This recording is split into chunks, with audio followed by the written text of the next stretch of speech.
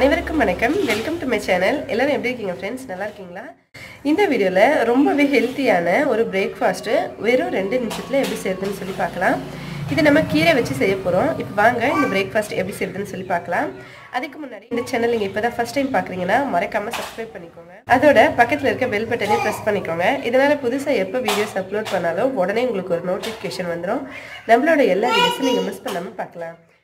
முதல்ல நல்லா சுத்தமாக கழுவி இந்த மாதிரி சின்ன சின்னதாக கட் பண்ணி வச்சுருக்க கீரை ஒரு 2 கப் அளவுக்கு ஒரு மிக்ஸி ஜாருக்குள்ளே சேர்த்துக்கலாம். அதில் 2 ஸ்பூன் அளவுக்கு தயிர், கொஞ்சமாக தண்ணி ஊற்றி நல்ல ஃபைன் பேஸ்ட்டாக அரைச்சி எடுத்துக்கலாம்.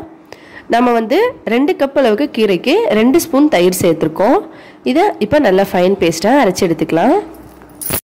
இந்த மாதிரி நல்ல ஃபைன் பேஸ்ட்டாக அரைச்சிக்கிட்டு அதில் 1 கப் ரவை, 1/2 கப் கோதுமை மாவு, கொஞ்சம் உப்பு டேஸ்ட்டுக்கு ஏற்ற மாதிரி, அதுக்கப்புறமா சின்ன சின்னதாக கட் பண்ண வெங்காயம், பச்சை மிளகாய், கொத்தமல்லி வேணும்னா சேர்த்துக்கலாம்.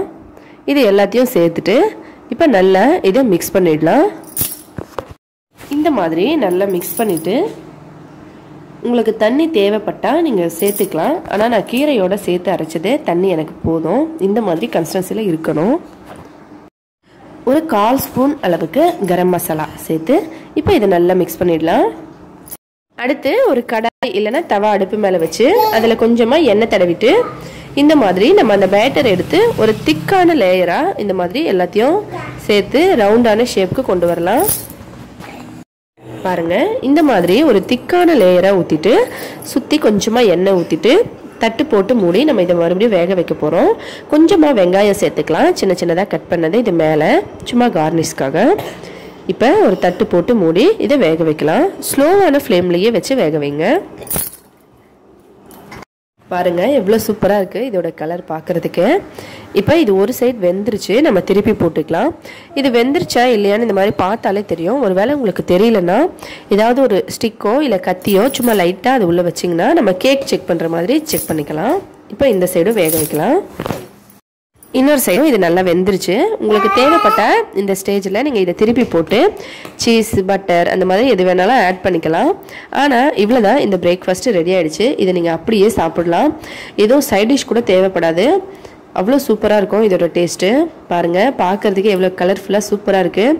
கீரையில் செஞ்சோன்னா யாருமே நம்ப மாட்டாங்க, அவ்வளோ சூப்பராக இருக்கும். அவ்வளோதாங்க, இதை எடுத்து இப்போ நம்ம சர்வ் பண்ண ஆரம்பிச்சிடலாம்.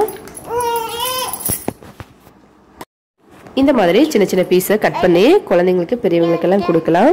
ரொம்பவே சூப்பராக இருக்குங்க. சின்ன குழந்தைங்கள்லேருந்து பெரியவங்க வரைக்கும் எல்லாருமே விரும்பி சாப்பிடுவாங்க. ரொம்பவே ஹெல்த்தியான ஒரு பிரேக்ஃபாஸ்ட்டு 2 நிமிஷத்தில் ரெடி ஆகிடுச்சு பாருங்கள்.